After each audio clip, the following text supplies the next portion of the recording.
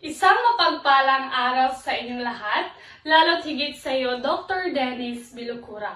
Ako nga po pala si Binibining Viray at ako ang magiging tagapagturo ninyo sa umagang ito.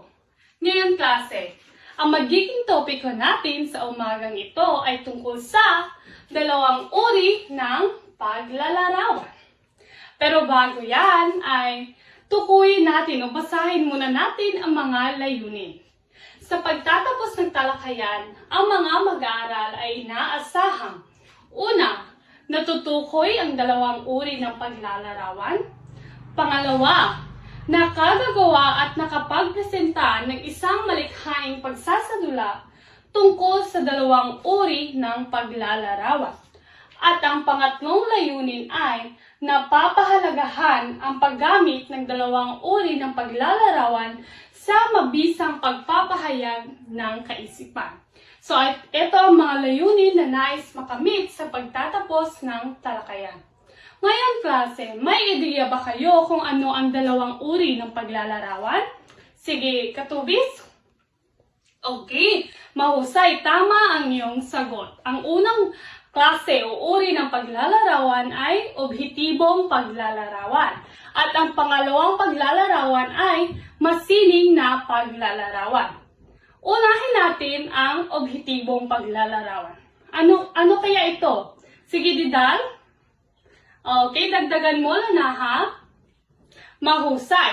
Ang objetibong paglalarawan class, ito ay tumutukoy sa tiyak o sa totoong nakikitang na katangian ng isang bagay. Nakabatay ito sa aktual na anyo, hugis, sukat, at kulay ng isang bagay. Halimbawa, meron akong halimbawa. Ayan.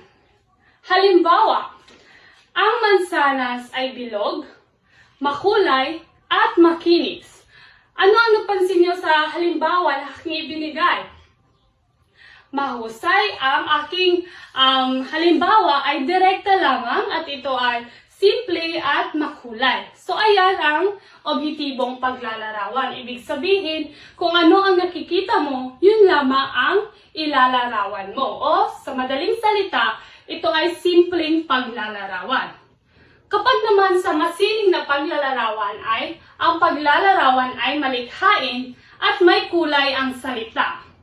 At kadalasan ay, ito ay may imahinasyon at may damdamin. Halimbawa, ang mansanas ulit. Ang mansanas ay tila munting hiyas na nagpapakintab sa aking paningin. So ano ang napansin ninyo sa unang halimbawa at ngayon sa pangalawang halimbawa? Sige, Banya? O tamang yung kasagutan. Sa unang halimbawa, yun yung objetibong paglalarawan.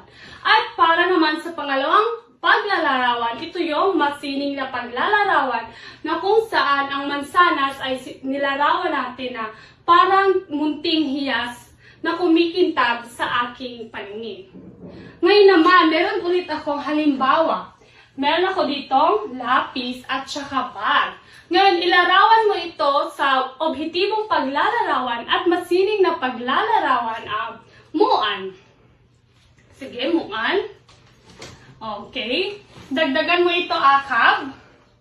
Mahusay. Mahusay kayong dalawa. Ngayon, ilarawan natin ang lapis sa isang objetibong paglalarawan. Okay, ang lapis ay manipis. Ito ay kahoy. At may kulay dilaw. So, ayan ang objetibong paglalarawan na kung saan ay ang nakikita kong katangian lamang ang aking mga sinabi o inilarawan. Kapag naman masining na paglalarawan ay ang lapis ay isang sandatang kaalaman na isinusulat ng aking mga pangarap. Ayan, na kung saan ang paglalarawan na ito ay may dalang damdamin at mga imahinasyon sa aking puso at damdamin. Inilarawan ko na ang lapis ay parang isang sandatang kaalaman na handang isulat ang aking mga pangarap sa buhay. Nagkakaintindihan lang ba? Ayan, may iba ka pa bang halimbawa, Rosa, tungkol sa lapis? Mahusay rin ang iyong kasagutan. Ngayon naman ay tungkol sa bag. Kapag ilalarawan natin ito sa isang objektibo, ibig sabihin, ang bag ay kulay itim at ito ay maraming mga bulsa. At kapag naman sa masiling, ang bag ay parang kaibigan. Sa bawat paglalakbay, dala-dala ang mga alaala at pangarap. Ayan, maraming salamat sa pakikinig. Naway meron kayong natutunan sa ating diskusyon ngayong umaga.